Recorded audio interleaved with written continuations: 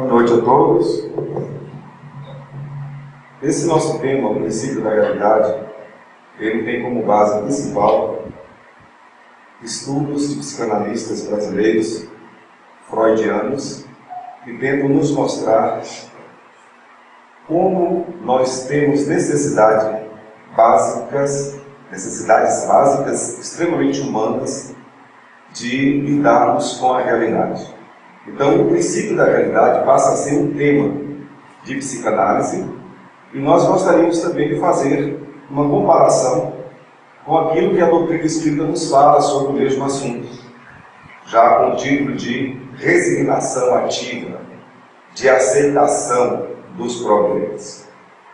Mas certo é que todos nós temos essas dificuldades naturais a enfrentarmos no que diz respeito a lidarmos com a realidade. Muitos de nós já ouvimos a frase popular que diz assim: a verdade dói. E de fato, quando nós lidamos com a verdade, nós nos sentimos muito embaraçados. Nós não temos ainda a maturidade psicológica para realmente lidarmos com aquilo que nós somos.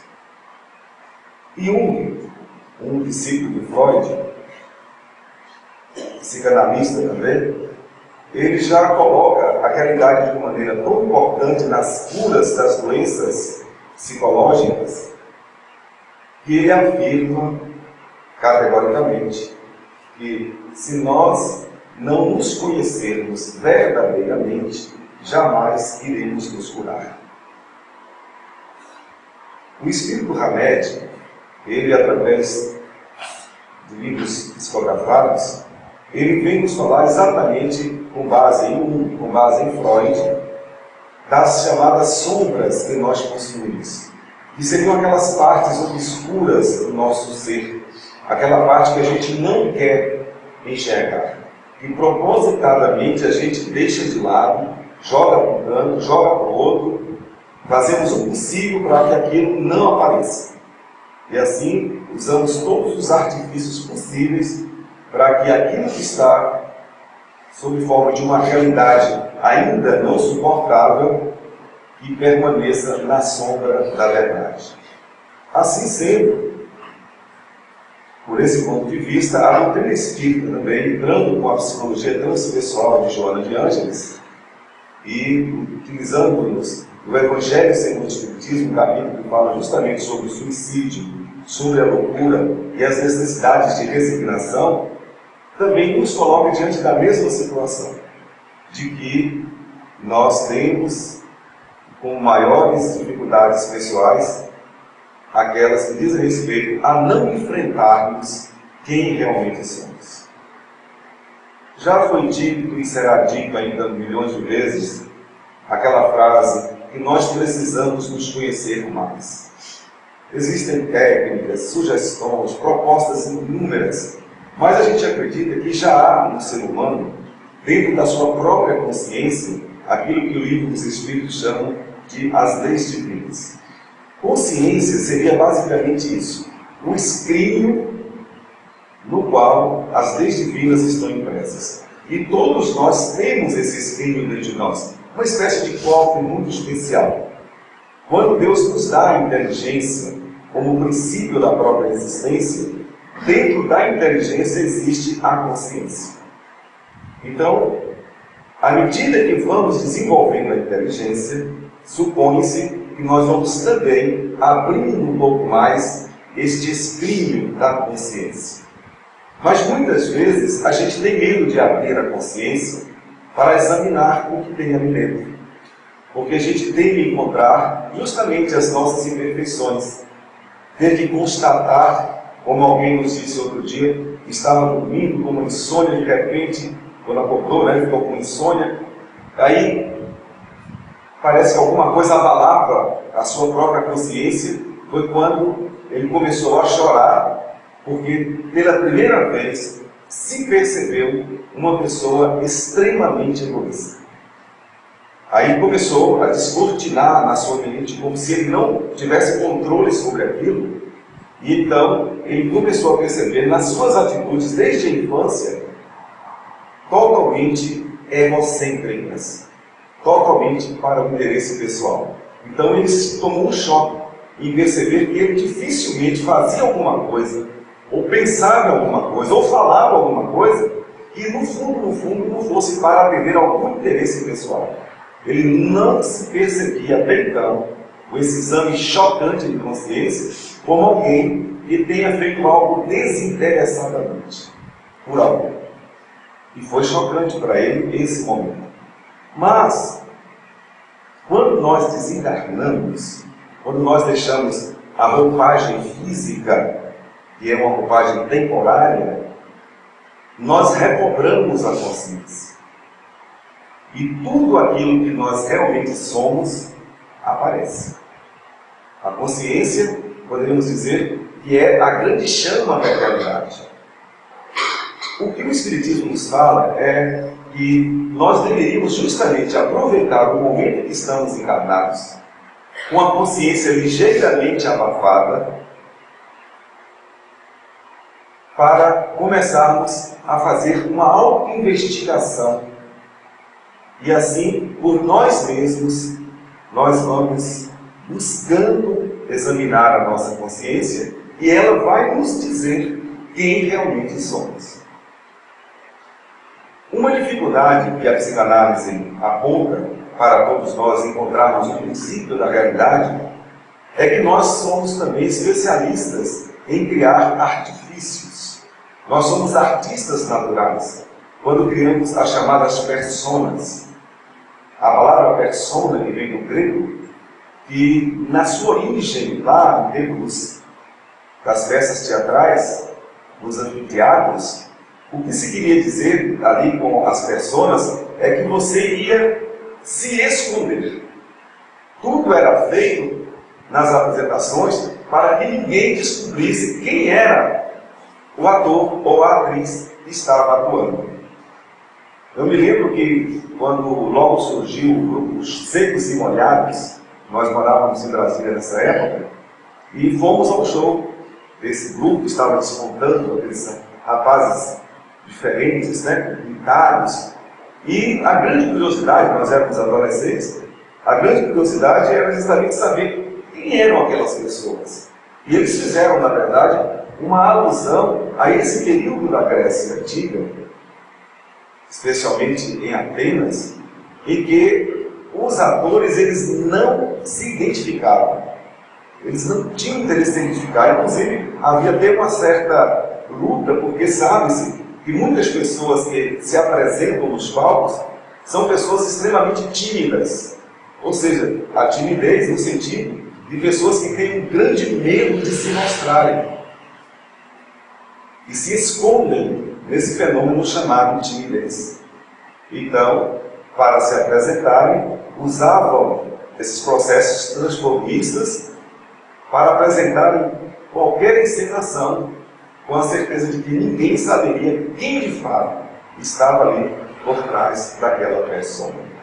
E, de certo modo, psicanaliticamente falando, nós já criamos inúmeras pessoas para conviver com as pessoas, porque diante dessa certeza de que a gente não suporta a realidade, nós não estamos preparados para ela integralmente, então nós vamos, através desses subterfúgios, criando estas vertentes artificiais. Quando a gente começa a amadurecer intelectualmente, e é esse um dos momentos de quem estuda o Espiritismo, chegamos a essa maturidade intelectual, então chega aquele momento que a gente rompe as barreiras do medo, da timidez, e a gente então começa a dar os primeiros passos, ainda próprios, trêmulos, para fazer uma viagem por dentro da nossa consciência. Aliás, a doutrina espírita, ela, quando estudada analiticamente, quando compreendida sensivelmente, automaticamente dá esse efeito moral de impacto na nossa consciência. Inclusive, uma certa feita, Divaldo Franco comentou que os centros espíritas que trabalham as mensagens de forma a nos conduzir a um caminho de conscientização de si mesmo, mexendo justamente no aspecto ético-moral, algumas pessoas pessoas, ao perceberem que elas vão ser conduzidas a darem esse salto na sua realidade íntima, elas tendem a fugir daquele ambiente. Aí encontram mil desculpas para justificarem não estarem ali. Mas é o medo de terem que enfrentar quem realmente são. Então fica esse desafio para todos nós. Atualmente a Doutrina Espírita nos equipa para que a gente faça isso com coragem pessoal, com maior mérito até. É lógico que muitos de nós usamos pessoas, usamos cursos, livros, usamos até terapeutas para nos ajudarem a lidar com a nossa realidade. Porque muitos de nós ficamos assim mesmo, impactados, quando a gente começa a descobrir a verdade. Eu me lembro muito bem, acho que alguns aqui já passaram por isso, quando eu descobri que Papai Noel não existia. Foi um dos momentos mais difíceis da minha vida. Tenho que admitir que quem dava o presente no Natal era o meu pai biológico, não o Papai Noel. Foi um dos dias mais tristes, eu chorei a noite toda. Tanto que eu detesto o Natal, por assim dizer, eu sou traumatizado nessa história. Detesto entre aspas, né? Por outros motivos que a gente sempre comenta aqui, sobre os desvios do processo midiático em torno do Natal. Mas tudo isso traumatiza. Então nós somos pessoas que estamos lidando com grandes decepções ou pequenas decepções sempre. O processo de amadurecimento nosso passa por esse encontro com a realidade. Por isso que nós dizemos muitas vezes que fazer reforma íntima, transformação moral, é muito difícil. E nos falta muitas vezes justamente a coragem para continuarmos avançando na consciência para saber quem realmente somos. E tem que admitir assim positivamente: eu sou egoísta, como fez esse rapaz que se assustou quando ele nunca imaginou que ele era egoísta, até que um dia a sua consciência despertou. Em relação a essa questão de fazermos essa autoviagem, o que o Espiritismo está fazendo por todos nós é isso, nos equipando de coragem mesmo para a gente fazer esse trabalho. Sem nos enganarmos, sem usarmos qualquer tipo de máscara, sem usarmos personas. E é muito importante que a gente aproveite isso, como eu disse agora há pouco, enquanto estamos encarnados, o mérito é maior. Até porque, quando sairmos do corpo físico, vamos ser obrigados a fazer esse exame de consciência. Não tem como fugir.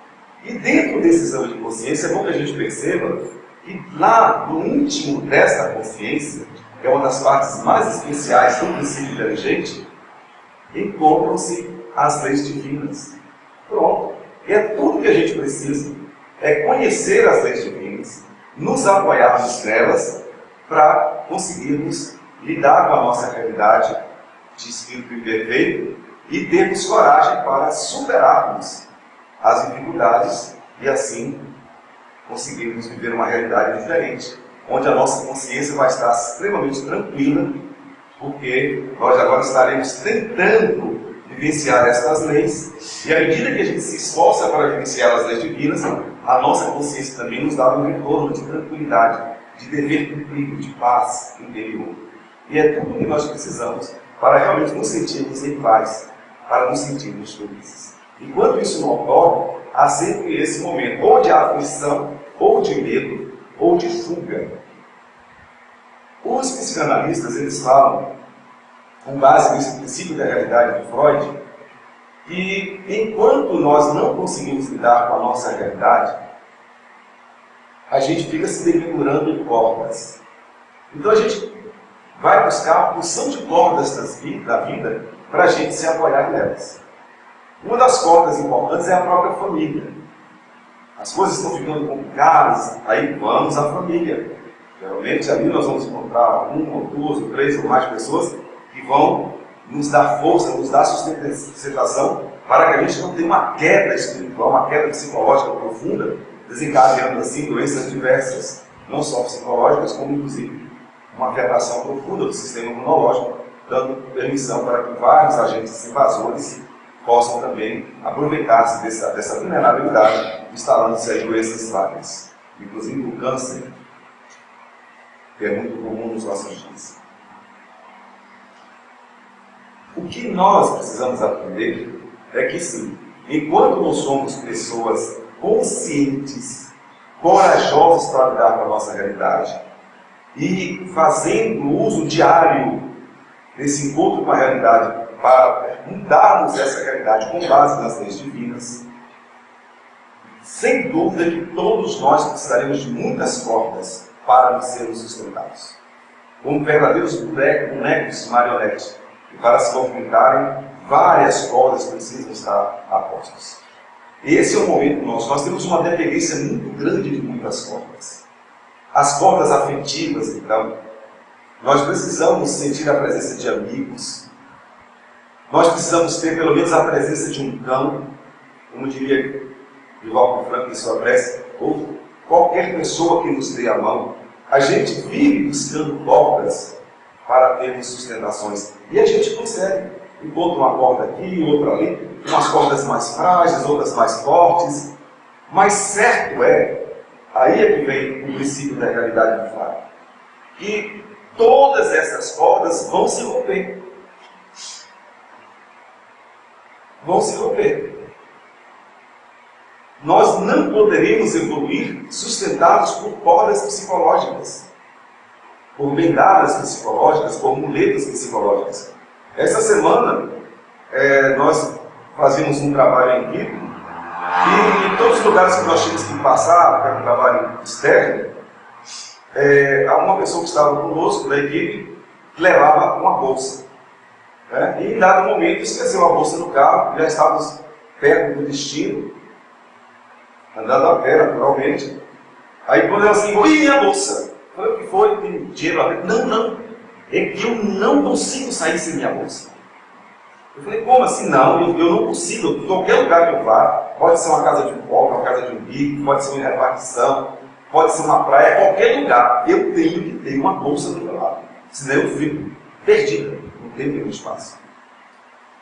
Os vícios, de um modo geral, são cordas psicológicas que nós usamos.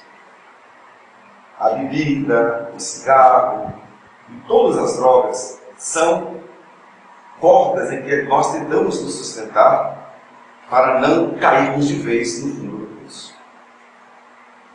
Mas todas essas cordas, quando são conduzidas ao vício, são cordas extremamente falsas. Sabe aquela corda que já está podre e você não percebeu? Aí você está para cair e pega justamente nela. Você tem uma falsa ideia de que conseguiu encontrar a corda, mas em seguida o tombo será terrível, porque você se lançou com uma certeza imensa naquela corda, você jogou-se com muita força em cima daquela corda. O tombo será realmente terrível. O trabalho nosso no dia a dia é justamente esse. Precisamos das cordas para nos sustentarmos? Precisamos. Ainda precisamos, não adianta dizer, não, eu não preciso de ninguém, eu sou o suficiente, eu faço tudo. Não é assim. Não é assim.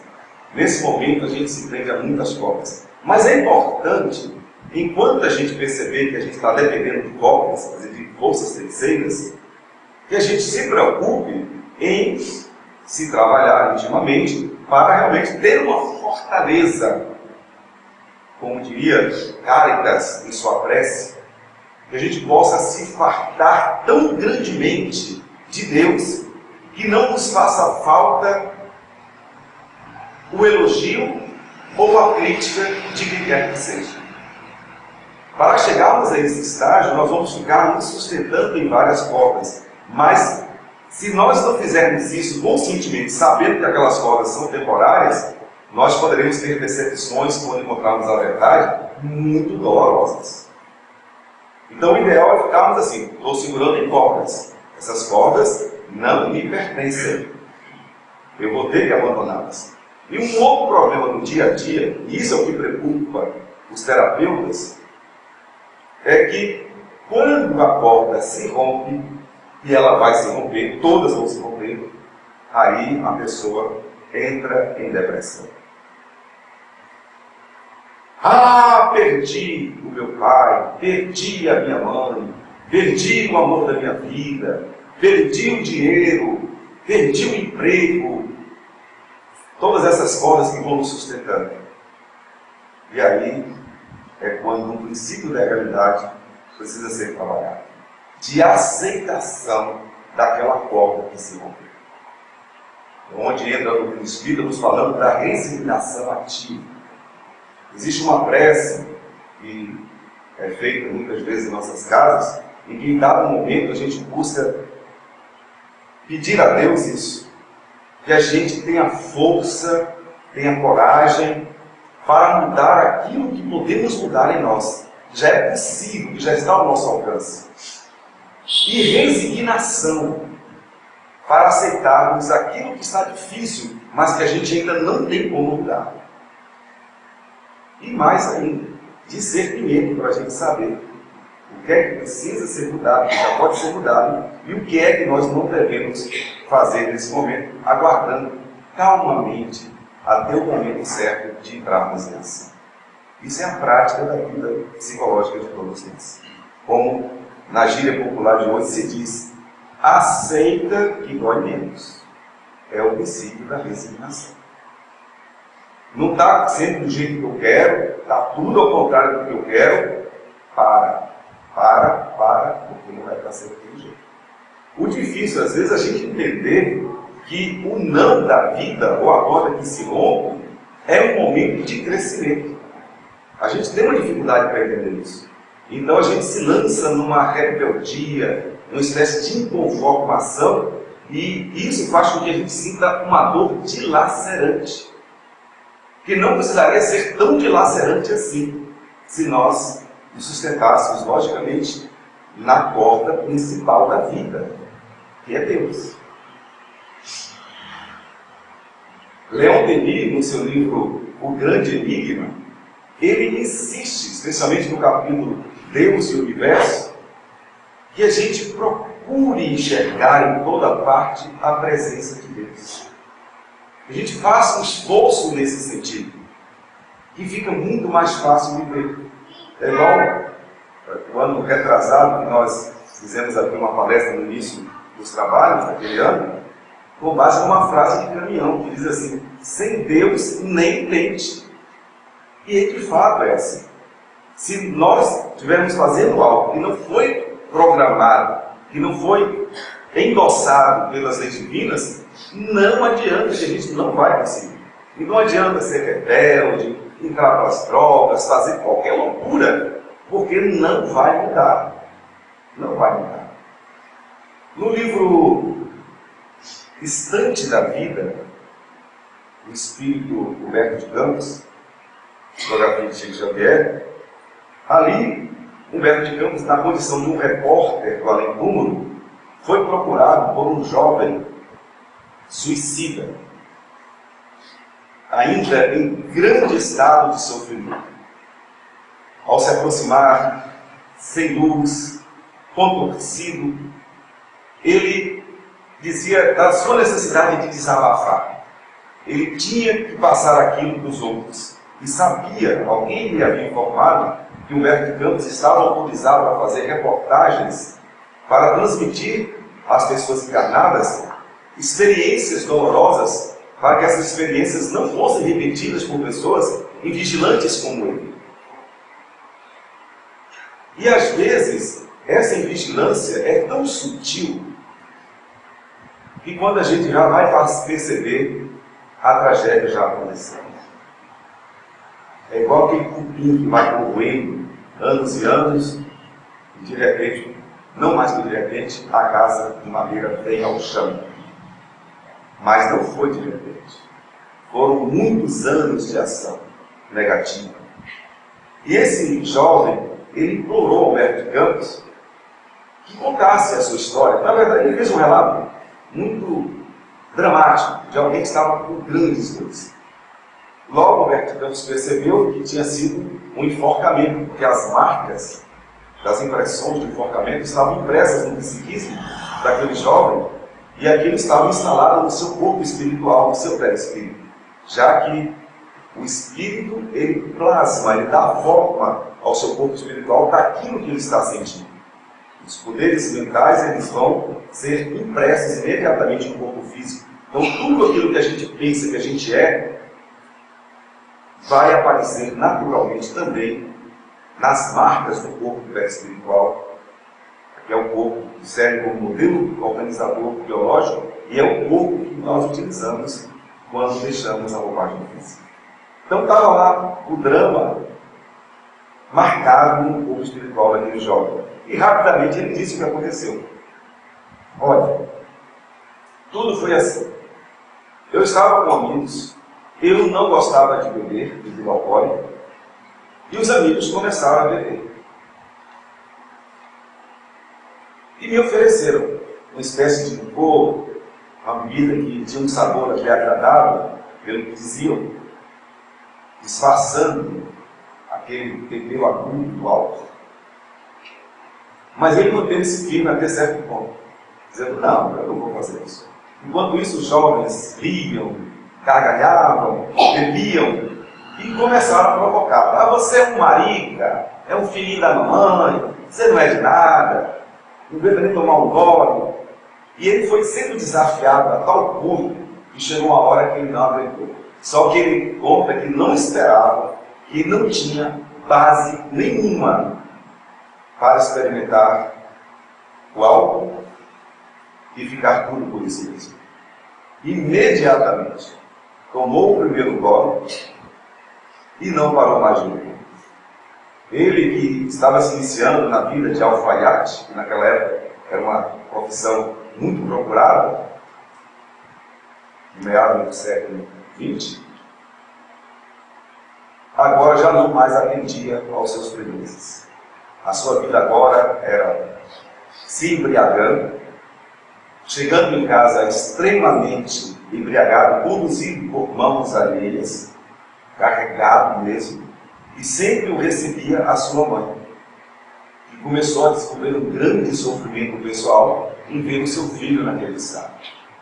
Mas quando ela tentava aconselhá-lo a mudar de vida, ele se transformava completamente. Aquele rapaz dócil, tranquilo, se transformava numa verdadeira fera de agressividade. E começava a falar impropérios indescritíveis à sua própria mãe.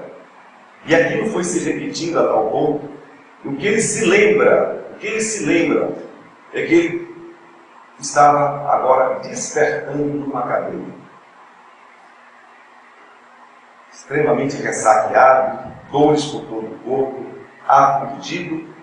Quando ele percebeu que estava numa cela de uma cadeia, gritou, pedindo esclarecimentos. Ao que um policial aproximou-se dele de forma muito severa e disse: o que é que você quer, seu criminoso? Criminoso eu? Logo ele associou: meu Deus, eu devo ter feito alguma coisa com alguém. Como é que minha mãe deve estar agora? Meu Deus, o que é que eu fiz? Como foi? O que aconteceu? Eu quero provas. Eu não posso estar aqui sem saber por que eu estou aqui. Não sabe, seu infame, então vamos cá. Ele foi conduzido pelos policiais. Chegando à sua casa, lá estava a sua mãe no caixão, com marcas de estrangulamento feitas por ele. O médico Campos não quis comentar a história. Apenas deixou assim o relato real de alguém que teve que se reconhecer da pior maneira possível. Nós todos somos considerados pessoas doentes. Exatamente por isso, porque a gente não consegue lidar com a nossa realidade. E não há exagero nenhum na afirmação de Carl Gustav Jung, no seu livro Memórias, Sonhos e Reflexões, dizendo que somente aquele que se conhece verdadeiramente poderá se curar. O que nós temos que fazer é isso. Ter essa coragem. Como diz o livro dos Espíritos, vamos pedir aos Espíritos superiores que nos protegem o que eles mais gostam de ouvir como solicitação, um apelo de proteção. Vamos pedir a eles todos os dias força e coragem para enfrentarmos a realidade da vida com todas as situações e circunstâncias, com todos os desafios que estão aí, não é para nos fazer sofrer, é para nos fazer despertar para uma realidade maior. Para despertar para as nossas potencialidades íntimas, apontadas por Jesus como sendo virtudes e poderíamos compará-las às virtudes dos verdadeiros deuses, ou seja, dos espíritos mais elevados, nos convidando a usarmos Deus com mais frequência. O dia que nós pudermos focar a nossa inteligência, a nossa ação diária nas leis divinas, e o Espiritismo as apresenta de maneira magistral em O Livro dos Espíritos, no terceiro livro, que trata das leis morais, ou leis divinas ou naturais. Quando nós nos atentarmos para colocar em prática, usando inclusive a nossa consciência, porque a nossa consciência já tem impressa todas essas leis, e elas sendo relembradas na memória atual, encontrando o reforço do subconsciente que já traz em estado latente os princípios do amor, principalmente, nós poderemos sim fazer grandes saltos na marcha evolutiva, e é para isso que nós existimos, para nos aprimorarmos, para evoluirmos, para crescermos. Então, em vez de ficarmos segurando em várias cordas, querendo cada vez mais cordas para nos sustentar, e depois sofrendo amargamente com cada corda que se rompe, vamos tentar viver o princípio da realidade, do autoconhecimento, tentando buscar de maneira consciente mesmo, direta, o que a nossa consciência tem a nos dizer. Porque a nossa consciência ela não vai nos enganar. Quando consultada cuidadosamente, todos os dias, ela vai nos dizer quem realmente somos. E aí nós vamos saber o que realmente precisamos fazer para sermos felizes. Sem essa condição, a felicidade será apenas uma quimera e não um sonho palpável. Muito obrigado a todos pela respeitosa atenção e Jesus nos abençoe.